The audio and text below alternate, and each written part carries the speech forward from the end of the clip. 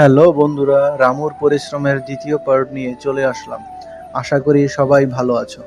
রামু তার পরিশ্রমের ফসল নিজ হাতে ক্ষেত থেকে তুলছে।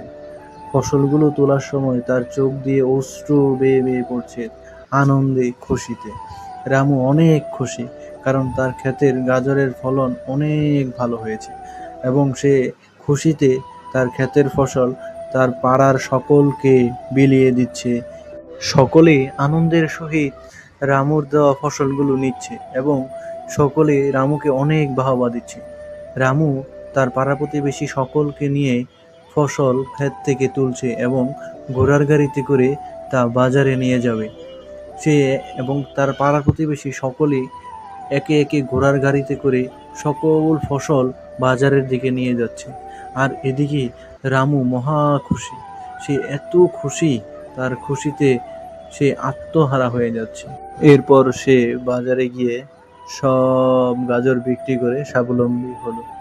বন্ধুরা, এ থেকে আমরা কি শিখলাম? এ থেকে আমরা শিখলাম পরিশ্রম ও ধৈর্য সফলতার চাবিকাঠি। এমন ইন্টারেস্টিং আরও গল্প পেতে সবাই চ্যানেলটিকে লাইক এবং সাবস্ক্রাইব করে দিও।